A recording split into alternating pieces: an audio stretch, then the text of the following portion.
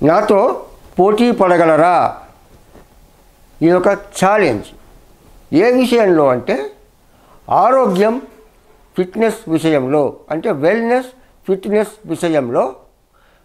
నా వయసున్న వాళ్ళే, అంటే 50+ వయసున్న వాళ్ళే కాదు, యువకులు అనేవాళ్ళు కూడా నాతో ఎవరైనా పోటీ పడగలరా?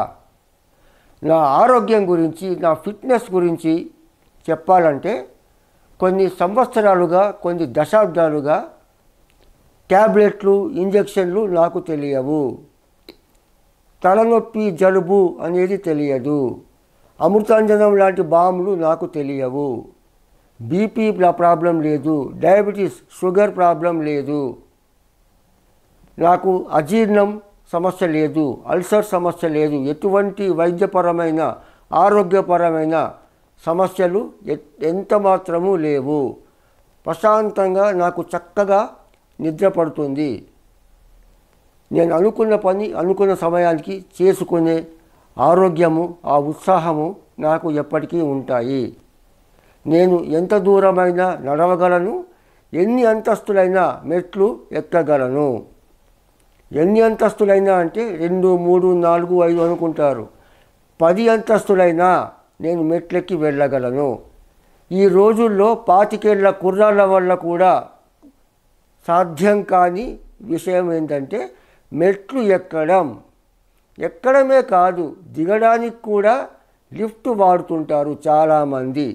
మరి నాకు ఇంత గొప్ప వెల్నెస్ ఫిట్నెస్ రావడానికి కారణం నేను ధ్యానం, మెడిటేషన్, యోగ సాధన ద్వారా పెంచుకునే నా సంకల్ప బలం, నా విల్ పవర్, వాటి ద్వారా నేను ఎప్పుడు ఫిట్గా, ఆరోగ్యంగా ఉంటాను. నేను ఏ రకంగా ఉండాలి, ఎట్లా నా పనులు చేసుకోవాలని నా ధ్యానం సందర్భంగా నాకు నేను చెప్పుకుంటానో అట్లాగే ఉంటాను. నేను రోజువారీగా నేను చెయ్యబోయే నా జీవన శైలికి అది స్క్రిప్ట్ లాంటిది. మెడిటేషన్లో నాకు నేను చెప్పుకునే విషయం.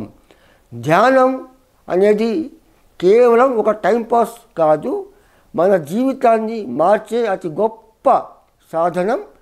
దాని ద్వారా విల్ పవర్ పెంచుకుంటే వెల్నెస్నే కాదు, ఫిట్నెస్ కూడా సాధించవచ్చు. జీవితంలో హాస్పిటల్లో అడ్మిట్ కాకుండా ఉండాలి అనేది నా సంకల్పం. ఆ సంకల్పాన్ని నెరవేర్చుకోవడం కోసం, ఆ సంకల్ప బలాన్ని పెంచుకోవడం కోసం నాకు శ్రీరామ రక్షగా ఉపయోగపడేది ధ్యానం, మెడిటేషన్.